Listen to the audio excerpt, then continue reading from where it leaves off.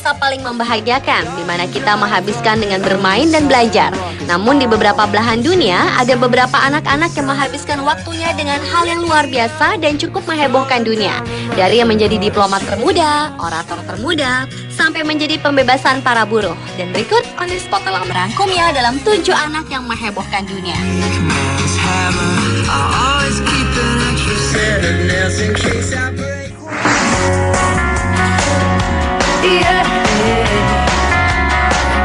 Anak yang menghebohkan dunia yang pertama adalah Samantha Smith. Samantha bisa dibilang adalah seorang anak ajaib. Di usianya baru 10 tahun pada tahun 1982 lalu, Samantha mampu berperilaku sebagai seorang diplomat dengan mengirimkan surat langsung kepada petinggi dunia yang saat itu sedang berkuasa. Namanya menjadi begitu terkenal di era Perang Dingin Amerika Serikat dan Uni Soviet ketika dirinya menulis surat untuk pemimpin Uni Soviet yang baru, Yuri Andropov, dan menanyakan mengapa hubungan antara Uni Soviet dan Amerika begitu tegang. Surat Samantha pun mendapat respon dan langsung diterbitkan di surat kabar Soviet Pravda. Hingga pada tahun 1983, ia diundang dan menjadi tamu kehormatan pemimpin Soviet, bahkan berbicara pada sebuah konferensi pers di Moskow yang menyatakan bahwa Rusia adalah sama seperti kita, tidak ingin berperang. Setelah didaulat sebagai duta besar Amerika Termuda dan menjadi pembicara di Simposium Internasional Anak-anak di Kobe, Jepang pada tahun 1984, Samantha pun sempat membintangi film televisi Line Street dan menulis buku tentang lawatannya ke Soviet berjudul Journey to the Soviet Union. Namun sayang, pada tahun 1985, di saat ia berusia 13 tahun, Samantha tewas dalam sebuah kecelakaan pesawat. Kepergiannya ditangisi ribuan orang, meski perjuangan Samantha mewujudkan perdamaian dunia mendapat apresiasi beragam dari seluruh dunia.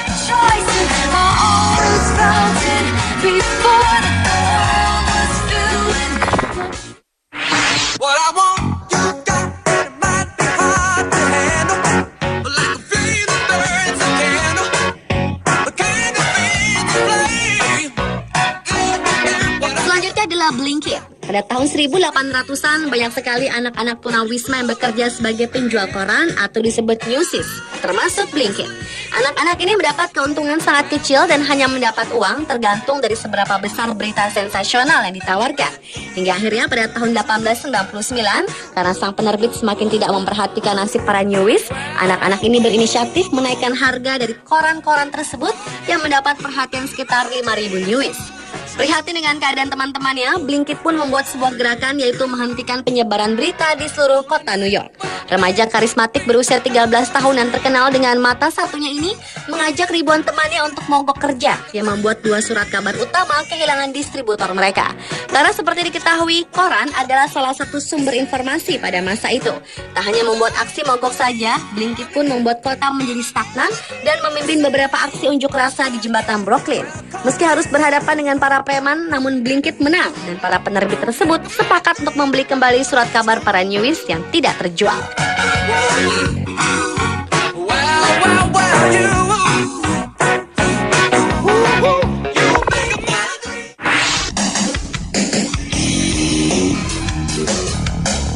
Sebuah pidato anak 12 tahun ternyata dapat menghebohkan dunia adalah Stephen Suzuki yang sejak berusia 9 tahun bersama teman-temannya mendirikan Environmental Children's Organization atau ECO.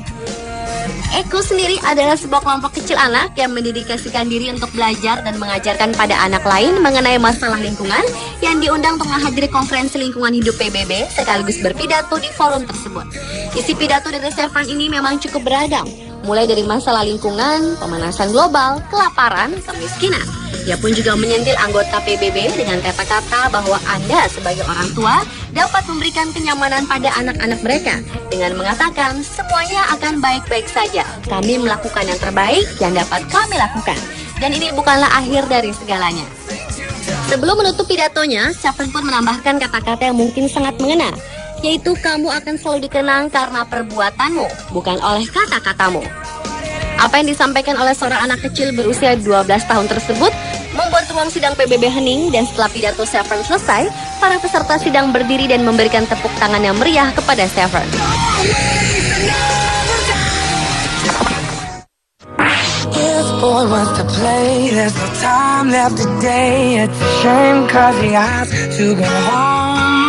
Lahir pada tahun 1990, Gregory Smith bisa dibilang adalah anak istimewa.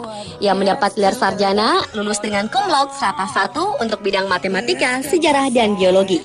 Usia 12 tahun, Gregory mendapat Nobel Perdamaian berkat usahanya dalam mendirikan International Youth Advocates, yaitu perkumpulan orang-orang muda di seluruh dunia yang bertujuan melindungi anak muda dari kekerasan dan menyediakan pelayanan edukasi yang baik dan kondisi penghidupan yang baik juga layak. Gregory juga menjadi wakil dari Co-Care World of Children Award yang bersanding dengan Muhammad Ali di organisasi tersebut. Mereka berdua mengingatkan bahwa dibutuhkan banyak orang untuk mendedikasikan hidupnya membantu anak-anak di seluruh dunia. Yang lebih luar biasa adalah Gregory dinominasikan sebanyak 3 kali sebagai calon terima Nobel Perdamaian, yaitu pada tahun 2002, 2003, dan 2004. Gregory yang juga menghabiskan masa kecilnya dengan bermain ini berencana melanjutkan studinya pada bidang riset biomedis, kedirgantaraan, dan hubungan internasional.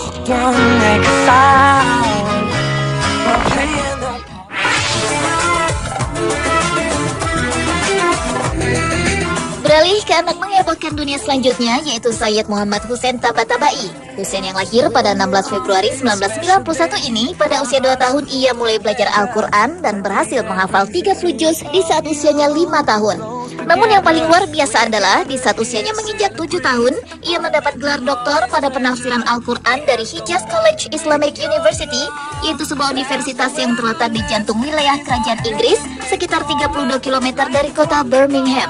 Untuk mendapatkan gelar doktor ini, Hussein menjalani tes dalam 5 bidang, yaitu menghafal Al-Quran dan menerjemahkannya, menerangkan topik ayat Al-Quran, menafsirkan dan menerangkan ayat Al-Quran dengan ayat lainnya dalam Al-Quran, berbicara menggunakan ayat Al-Quran, dan menerangkan makna Al-Quran dengan metode isyarat tangan. Setelah menjalani ujian selama 210 menit, Hussein pun berhasil mendapatkan nilai tertinggi, yaitu 93, sekaligus mendapat gelar doktor kehormatan dan menerima ijazah doktor honoris causa dalam bidang Science of the Retention of the Holy Quran pada tahun 1998 lalu.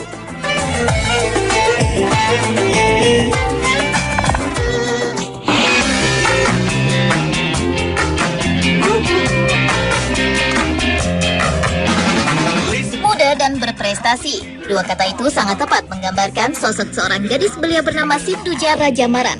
Bayangkan saja, di usianya yang baru 14 tahun, Sinduja telah menjadi seorang CEO atau Chief Executive Officer di perusahaan milik ayahnya, Sepan. Saat ini Sinduja mengepalai perusahaan dengan karyawan berusia 18 hingga 25 tahun untuk membuat iklan digital animasi.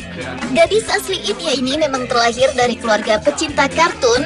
Ayahnya seorang pembuat karikatur yang pertama kali mengenalkan Sinduja karikatur digital 2 dan 3 dimensi. Hingga akhirnya ia bisa membuat film animasi pendek dengan mengangkat isu global warming dan TBC, menguasai software komputer, sampai membuat desain kartu ucapan untuk Presiden Amerika Barack Obama.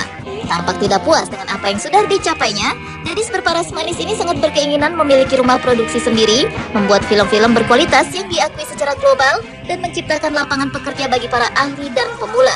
Karena prestasinya inilah, Sinduja mendapat gelar Guinness World Record sebagai CEO termuda di dunia.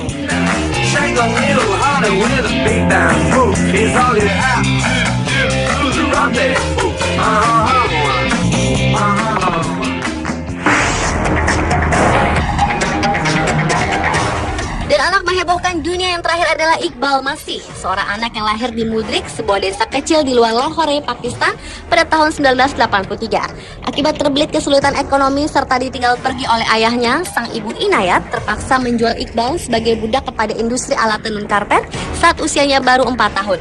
Bekerja keras sekitar 12 jam selama 6 tahun lamanya tanpa cukup makan dan perawatan, serta ditambah posisi kerja membungkuk, berjongkok, bahkan seringkali dirantai, membuat fisik Iqbal tidak tumbuh normal seperti anak seusianya. Hingga pada usia 10 tahun, ia berhasil melarikan diri dari perbudakan tersebut dan kemudian bergabung dengan Front Pembebasan Buruh Berikat atau BLLF Pakistan untuk membantu menghentikan perburuan pekerja anak di seluruh dunia. Hanya dalam waktu 2 tahun, Iqbal berhasil membebaskan 3.000 anak dari perbudakan. Bahkan dirinya menjadi juru bicara internasional untuk BLLF dan diundang ke Amerika dan Eropa dan menyerukan untuk mengakhiri pekerja anak terikat serta memboikot karpet Pakistan dan terikat seperti dirinya. Aksinya ini membuat Iqbal menjadi pahlawan internasional. Dan pada tahun 1964 ia dianugerahi Reebok Human Rights Award. Tapi sayangnya pada tahun 1995 di saat usianya 12 tahun, Iqbal ditemukan tewas mengenaskan dengan luka tembakan dari bagian belakang dengan senjata laras panjang di saat ia sedang bersepeda dengan temannya. Kuat dugaan ia dibunuh oleh para mafia karpet yang tidak suka dengan perjuangannya. Meski ia tiada, namun pada tahun 2000 lalu Iqbal diberikan gelar kehormatan, The World Children's Prize for the Rights of the Child. Pemirsa, itulah 7 anak yang menghebohkan dunia versi on the spot.